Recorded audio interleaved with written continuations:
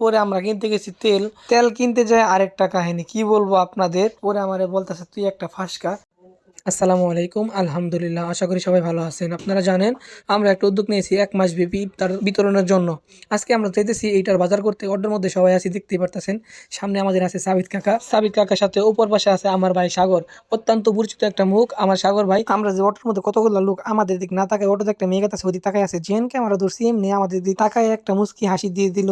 দেখতে দেখতে আমরা নয়নি বাজার চলে এসেছি। দেখেন এইখানে নামলাম, অনেক ভিড় তো তার জন্য এইখানে নামছি। সোহান কাকা পকেট থেকে টাকা বের করতেছে, অটোওয়ালাকে দিবে। টাকা দিয়ে শেষ করে আমরা বাজারে চলে গেলাম। বাজারটা একটু সামনে এইখান থেকে। এইখানে এসে দেখি আমরা কি বাজার করব, সব জিনিসের অনেক দাম। কিন্তু তারা দুই বন্ধু এগুলা দাম শুনে কি সুন্দর করে মুসকি মুসকি হাসতেছে। তারপরে আমরা অন্য দোকানে চলে আসলাম, কারণ ওইখানে এখন কিনা যাবে না। কালকে সকালবেলা আমরা পার্কে যাই কিনবো, তার জন্য পেঁয়াজ আদা রসুন কিনলাম না। আমরা এসে বসি গরম মশলার দোকানে, নয়নি বাজার। এই বড় ভাইটা আমাদের এই দোকানে নিয়ে আসছে, এখানে একবারে সবকিছুই পাওয়া যায়। আমরা একটা চার্ট করছি আমাদের দৈনিক কত টাকা খরচ হতে পারে।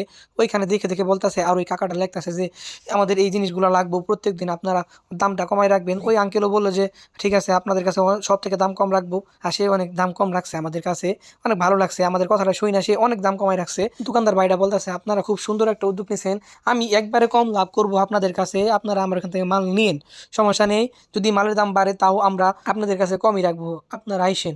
এইখান থেকে সবকিছু মোটামুটি 15 দিনের কিনা শেষ আমাদের। পরে আমরা কিনতে গেছি তেল। তেল কিনতে যায় আরেকটা কাহিনী, কি বলবো আপনাদের। তেল কিনলে তেলের ট্যাঙ্কিও কিনতে হবে, তেলের সাথে ট্যাঙ্কিটা ফিরে দিবে না ভাই, বলতেছে না। তেল কিনতে গিয়ে তেলের ট্যাঙ্কি কিনতে হয়েছে আমাদের। সোহান কাকা বলতেছে তেলের ট্যাঙ্কি যেহেতু কিনছি আমরা এই রডটা নিয়ে যাবো গা। আমি বললাম না, ওদের রড মোট নেওয়ার দরকার নাই। ওইখানে আমার ভাই সাগর একটা মুরব্বীর সাথে ফাইজলামি করতেছে, দেখতেই পারতেছেন কি সুন্দর করে পুনটামি করতেছে। পরে ওইখানে কেনাকাটা শেষ করে আমরা কিনতে আসছি যে বক্সটাতে ইফতার দিব, এই বক্সটা। ওইখানে সব দোকান বন্ধ ছিল আজকে শুক্রবার, তাই পরে এই দোকানটাতে এসে বক্স কিনলাম। ভাই ও দাম কম রাখলো, বললো যে এসে নিয়ে যান, দাম কম রাখবো। আমরা বক্স কিনা শেষ করে বাড়ির দিকে আসতে ধরতেছি, ওইখানে গরম জিলাপি বানাইতেছে। ওই ভাইটা বলতেছে যে তোমাদের গরম জিলাপি খাওয়াই, জিয়া তো খুব সুন্দর জিলাপি খাইতে পারে, দেখতেই পারতেছেন। পরে সোহান কাকা বললো একটু আমার খাওয়াই দিয়ে, পরে সোহান একটু খাওয়াই দিল। আমার সাগর ভাই সবাই পানি খাওয়াইতেছে। খাওয়া দাওয়া শেষ করে অবশেষে আমরা বাড়ির দিকে আইসা বললাম, দেখতেই পারতেছেন কাকা পুরাপুরি হেলিকপ্টারের মতো গাড়ি চালাইতেছে, আর আমার সোহান কাকা এসএমএস করতেছে তার বন্ধুর সাথে। আমি বললাম যে কার সাথে এসএমএস করস। পরে আমারে বলতেছে তুই একটা ফাঁসকা, সবসময় খালি ক্যামেরা দূরে থাকস, এটা কোন ধরনের স্বভাব। আর ওরা বুঝতে পারে না আমি কেন ক্যামেরা দূরে থাকি।